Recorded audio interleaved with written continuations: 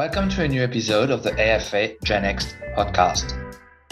My name is Ashley Mahadia, New South Wales Chair for the Genxt Community of Practice and your host for this episode. A big thank you to the AFA for allowing us to host this podcast and to our supporting partner, Advice Intelligence, for powering this episode. Since 2019, more than 550 provisional advisors have enrolled in the professional year, and another 260 are expected to start this quarter. Professional year refers to workplace and other activities that are relevant to developing professional skills to perform the role of providing financial advice. In today's episode, we speak with Amelia Constantinidis, Standards Director at FASEA, and also with Ben and Mia Johnson, two young advisors currently undertaking their professional year. The aim is to give you both a technical and practical understanding of the professional year. Amelia, Ben and Mia, pleasure to have you on the AFA Genxt podcast. Thanks for having us. Thanks for having us. Thanks, Ashley. It's great to be here. Real pleasure. What are the requirements for a practice to take on provisional advisors? Oh, great question, Ashley. So I'll start with sort of talking about the requirement more generally. So in January 2019, so 1st of January 2019, the Corporations Act defined the requirements for new entrants to be those of requiring to have a degree qualification. And I'll talk about each of them in a little bit more detail, requiring them to undertake a work and training requirement or professional year, as most of you know it, and to pass an exam. So in terms of the approved degree, the first education standard is to have a bachelor or higher or equivalent degree. We have over 100 degrees that we have approved across 27 higher education providers. So there is a lot of degrees, and we go back to way back in the 1900s for some of them. So some of the new entrants have actually already undertaken an approved degree, which was, a historical one. In terms of the work and training requirement, the Corporations Act requires it to be a minimum of 12 months, and we'll talk about a bit more detail around that. And then finally, to pass an exam. The professional year standard requires that the exam is undertaken partway through the professional year.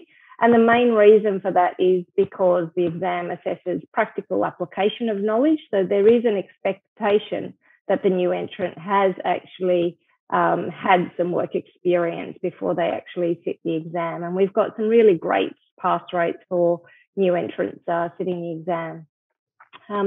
In terms of just from an overall licensee or practice, you asked a question about a practice.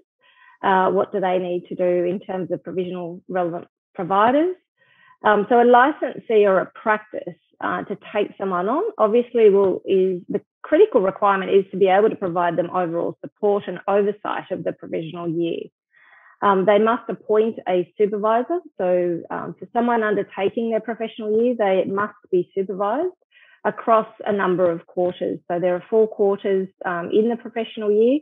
The first 2 quarters, it's directly supervised, and the second 2 quarters is indirectly supervised once they've passed the exam and are authorised.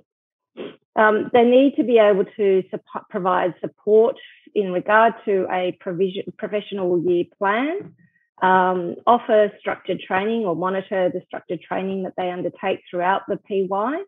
The PY requires them to have done an overall 1,600 hours. 1,500 of those is actual on-the-job training, and 100 of those is actual structured training. The licensee and a practice must check the progress of the new entrant through the professional year, and issue completion certificates at the end of each quarter. And the completion certificates are required to actually confirm the competency of that individual in meeting those requirements for that quarter, but also that they're ready to actually undertake the next quarter. And once they've passed the exam partway through, and after completing quarter 2, the licensee will authorise the new entrant as a provisional financial advisor.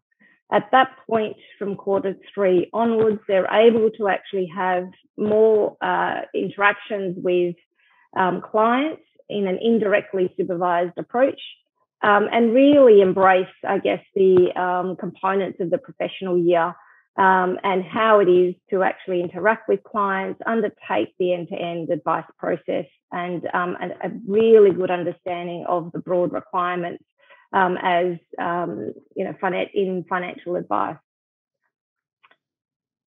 And at the very end, obviously the licensee will undertake an assessment, provide a final certificate of completion, and authorise the individual as a financial advisor.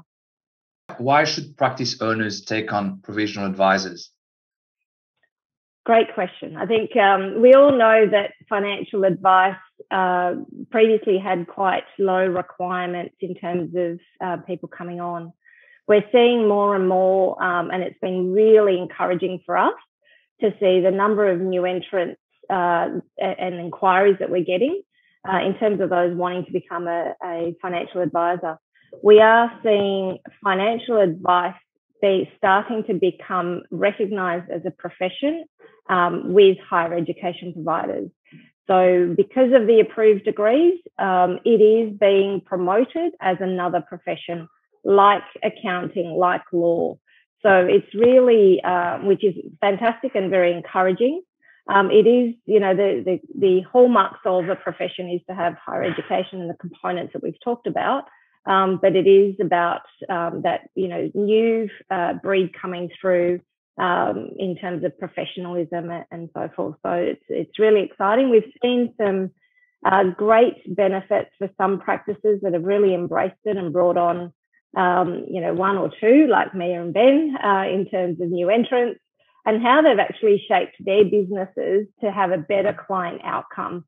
And that's been a really encouraging and great to hear from my perspective in terms of how the PY standard is actually being implemented. Thank you. Ben and Mia, you're currently in your professional year. What were your expectations going into the professional year? Sure. Good question, Ash. I think, and me and Mia were pondering on this before, but we thought it was going to be far more of a dramatic shift than what it has actually turned out to be. So, I'll be honest, I was quite pessimistic going into it, thinking that, I've been in the industry for 4 years. I'm going to have to wind back the clock and start from scratch pretty much, but it wasn't really the case. I think the actual things that I'm doing every day have only improved as opposed to going backwards. So, you look at the requirements like you touched on, Amelia, for Q1, Q2, it's kind of back office, it's introductory type of things. But in reality, you're already doing those inadvertently. You don't realize that, you're directly, handling admin tasks in the background as someone who's already kind of helping with the advice process. So I think my expectations coming into it were that, this is actually going to be a challenge. I'm going to have to start from scratch. It's going to be this big effort. But in reality, it hasn't been like that at all. I'm doing more advice-based roles. I'm learning different parts of the business that I didn't think I was going to have to, especially, just starting Q3, particularly in Q1 and Q2. I'm sure that's the same for you. Yeah, I think I was actually really excited to start the professional year. I think it's been a very, very smooth transition for me because, when we started out working in the business, I think going from, say, like an admin or a back office role straight into an advice role would have been very, very intimidating and very, very scary. But the fact that we've got this provisional year to kind of bridge that gap has been really comforting for me because it's really allowing us to kind of refine our skills and basically soak up as much knowledge and wisdom as we possibly can before we start actually giving advice. So true. I think one of the other things too is particularly when we're going through all of the requirements up front is I thought that it was going to be a lot more regimented in a way. I thought it was going to be a lot more, okay, tick this box, tick this box, tick this box. But in reality, it's more so I guess putting yourself in more situations that are, I guess, encompassing of the entire advice process. So, as opposed to, I have to handle direct debits, tick that box, can know how to do that. It's so much more, I guess, open. And so a lot of the things that I'm actually doing as a part of the professional year, again, just to have so much more to do with the advice process and just becoming more of a well-rounded advisor, Whereas my first expectations 100% were, yep, I got to tick all these boxes, endless boxes, 1,500 hours worth of work experience boxes. But it's definitely not the case. It's far more situational than that. And can you tell me a little bit more about your daily routine? What do you guys do on a daily basis? Yeah, of course. You can start with this one. I know you're very time. Sure. Well, just as Ben was saying, I think one of the things we like most about the provisional year is the fact that you actually do get a really, really good kind of full circle experience. Like you see the whole process from go to word. Like you see when you first get a client all the way up until completion. And I think that's kind of what we base our daily routine around. I mean, it's so hard to say, nothing's the same every day. But I guess, we really do see the process from the second a referral comes into the second, for us, we specialize in insurance. So when a policy goes into force, we really know every single step along the way.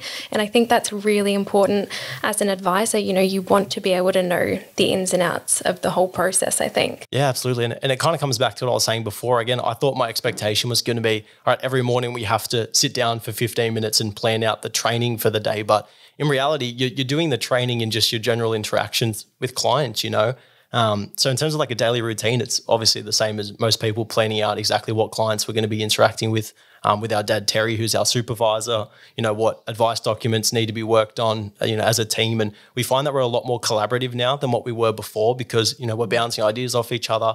Dad, what would you do in this scenario? Why did you make this decision? It's a lot more conversational than I thought it was going to be. So in terms of a daily routine, it hasn't really changed in terms of workload. But what I will say, and I wish we started doing this earlier, was putting time aside once a week, particularly to do the logbook and the CPD requirements. Purely just from, an efficiency standpoint, leaving it a week or two, you start to, forget what did we do on that day? Oh, I have to go back through my emails. Had we started doing that as a part of our routine earlier, I think it would have been a lot more beneficial for both of us. But yeah, in terms of the actual daily routine, it hasn't changed too much. Yeah, I'd say overall, the PY, it's really just kind of formalized what we would do normally. And that's something that I really like about it. Like nothing has really changed except for the fact that we have to document what we do. And I think that's a good thing because it allows you to evaluate and analyze everything that you do, and it shows you, what am I really good at? What do I need to get better at? So it's been awesome. Yeah, for sure. Thanks for clarifying that, Ben, in terms of the logbook, because I do get that question a lot. Yeah. When do I actually do the logbook and how much detail? So, yeah, great that you clarified what works that. for you, right? Like I know some advisors prefer to do it 5 minutes at the end of the day. But I mean, in reality, it's also subjective. That you probably answer this question all the time in terms of detail. It's, do I have to put this down to the minute? It's like, in reality, no. It's like, when have you ever had to do that? It's what you guys want to see in particular, is do you have well-rounded experience? And if the answer to that is yes, cool, make a note, spend an hour working on advice, spend an hour working on a review advice, spend an hour working on income protection changes. You don't have to be this super in-depth essay about what you did every minute of every day. And for us, it works out just once a week's perfect. Great. What value does the professional year bring to the financial planning industry? I love this question. Do you mind if I go first? Sure. Yeah, one of the cool things was I used to work at Bunnings part-time before I entered the industry, and I came into the store I was working in right as they were doing what's called a refit. So they were changing up every shelf, every aisle, everything was changing. And so for the people who had been there for a really, really long time, it was this massive shell shock. It seemed like this huge kind of world-turning experience. But for me, it was brand new. So everything was fresh and exciting. And I think the same kind of, metaphor can be applied to the PY. Is lots of advisors think it's this, really big doom and gloom, and it's so many requirements and there's all these changes and things. But for us, it's just this super, exciting time. And for us, it's all about opportunity. We see all of the new professional year advisors coming in, and they're all such high caliber. We can tell that they've really cared about the industry because they've just sat through this postgrad degree or this undergrad degree, and they acknowledge that there's these new logbook requirements and work experience requirements, and because of that, the actual value that it's bringing is just such a high standard of professionalism. It's crazy. I remember, I'm not sure if you said this, Amelia, but previously you had to do more training to become a hairdresser than you did to become a professional advisor in finance, and that just blew my mind. So in terms of what it's actually bringing, it's professionalism 100%. And I know, Amelia, you have so much to say about this. Yeah, so I think for me, when we look at financial advice, probably one of the key things that, and when I say this to people, they sort of say, oh, actually, you're right. Most people used to become a specialist before becoming a generalist. Now, that it's not saying that specialists are not value add to their clients, but absolutely they are. But in every other profession, you would become a generalist before you become a specialist. So I think in terms of, what the PY specifically brings to the industry, I'd probably look at, cover that more broadly to say, what do all the standards that we've just implemented bring to this industry? And it is absolutely about professionalism. So if you look at professionalism and, other professions, they all have education, whether that be entry education, being a bachelor degree. They have ongoing, continuous professional development. They do have a professional year. Some call it an internship. Some call it a professional year. They do have an entry exam, a code of ethics and some sort of enforcement. So they're sort of, I guess, the key elements or pillars of professionalism. All of those together, actually give greater consumer trust and, give you greater standing in the community as a professional. So what I guess the government's original intention was to recognise financial advice as a profession by introducing all of these standards. Now, PY is a key component of that. And if you think of, introducing yourself as a new entrant undertaking the professional year, what a great conversation to have with clients about, your experience, your, the education, and then and they're on your journey as well. So it's a really, from what I've heard from, many others that are going through it, that is one of the things that they do talk about with clients, and clients are really, encouraged and, work through that journey with them. So I think, that's probably the key thing. For us, I'm really excited because although we get lots of inquiries from those aspiring to be new entrants, we've also had more than 560 applications of new entrants. Awesome. And people undertaking their professional year. So, I think that's the start of, a great profession, and it's just going to keep growing. We've seen the growth, year on year since we started in 2019. Just this year alone, we've had over 280 applications sort of to date, which is fantastic. So, yeah, it's really encouraging. And I think the PY and all of the standards are really going to, be something key for financial advice as a profession going forward. Yeah, absolutely. Just to extend on what you were saying too then, Amelia, just quickly, is I think what you were saying about clients in particular is we in risk insurance at least, we kind of think that we're not selling insurance, we're selling peace of mind. And for a client to know that there's two young advisors that are going to be here for many, many years to come is just so comforting to them. And so, professionalism's one half, but also just the fact that someone's there for a long period of time that you can trust just, carries so much weight, particularly with new clients. I think for me, the thing that kind of resonates most in what both Amelia and Ben were just saying is I'll never forget this one experience I had. I was working at the soup kitchen down the road from us, and one of the clients who used to come in, he asked me what I did for work. And I said to him, oh, I'm a provisional financial planner. And he said, oh, you're one of those. And for me, I think the thing that I'm loving so much about the requirements are the fact that what we have to go through are the hallmarks of professionalism, as you said, Amelia. I can't wait for the day when people say, oh, you're a financial advisor. That's amazing. So I think it's really just incredible to see how, I guess, the public perception of us is improving. I think that's fantastic. And I think I would give a lot of credit to the PY for that. Yeah, absolutely. I think that shift's already happening, I think even clients in particular have already started to sense that change. Yeah, great. Great. So what is the one thing that you would bring to enhance the whole professional year experience? I think I'll probably try and cover this a couple of ways. Firstly, I'd say for those of you that are going through the PY or supervisors and licensees that are thinking about taking on someone, please don't think of the PY as a one-size-fits-all. We know that financial advice currently is a career changer industry. And so people come to it with lots of different experiences. So trying to fit the same PY plan for everybody is probably not the best thing to do. Think about it as what do you need to do for that individual to provide them with the capability, the experience, and the knowledge that they need individually to become a well-rounded generalist financial advisor at the end of the PY. And that's a critical way to think about it. The other thing is that, this is the start of the PY for financial advice. If you think about some of the other professions, they've been running PYs or internships or whatever you want to call it for hundreds of years. And, when I was working on the PY standard, I did actually do a bit of benchmarking across other professions. And, if you just look at the accounting profession, what the PY was, 20 years ago is very different to what it looks like today. So, it is new. We've tried to incorporate flexibility.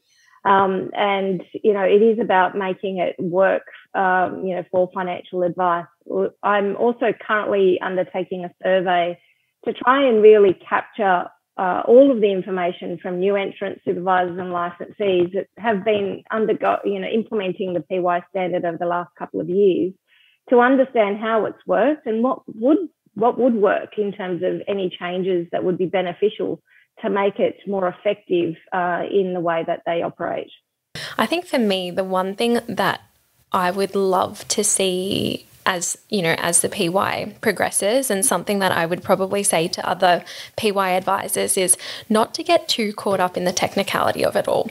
So, as you're going through the PY, you want to become as competent and as knowledgeable as possible. But I think something that is just as important as knowing, the ins and outs of super, investments, insurance, the whole lot, you really, really do need to use this time to the best of your ability and learn the soft skills as well. I think when you become an advisor, that's going to be just as important as knowing the technical side of it as well. So I would keep that in mind. Yeah, that's so true. Our dad has he says this well-known saying that, this industry is 95% soft skills and 5% technical, but you need to know 100% of the 5%.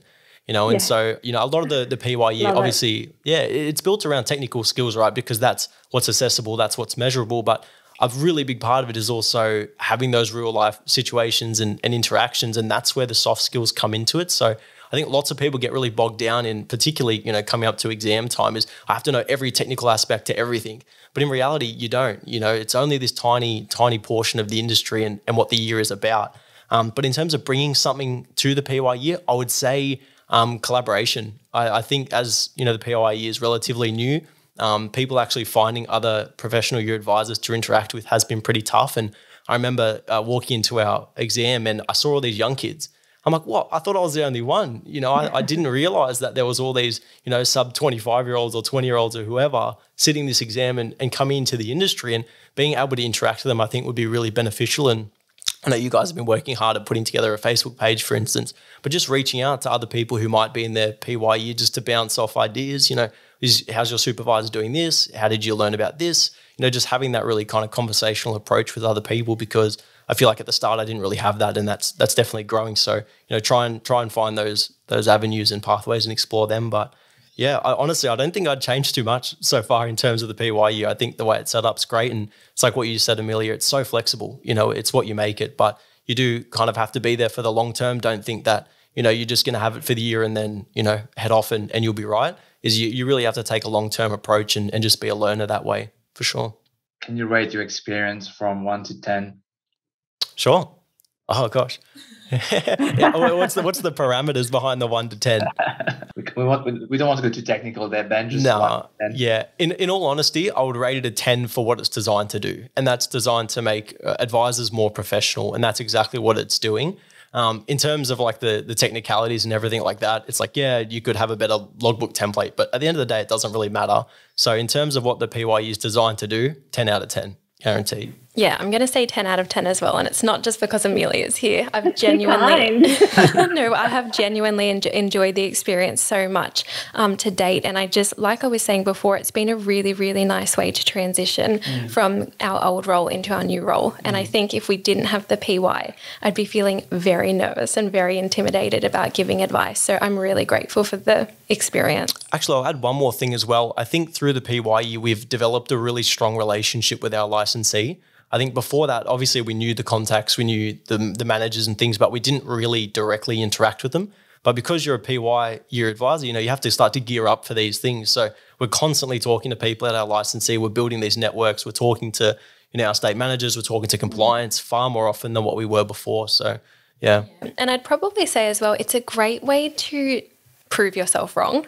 I know going into that exam, I was petrified and I had every thought rushing through my head saying that I was going to fail. But when I came out and I realized I passed, I was like, oh my goodness, I cannot believe I did it. So I think it's a really, really good way to test yourself and to keep improving, and it's going to lead to better results for our clients. So I think it's awesome. Look, Amelia, I don't rate the exam 10 out of 10 by any means. The year's a 10 out of 10. Look, I passed, so I'll give it 10 out of 10. I was definitely freaking out a little bit more than Mia, but...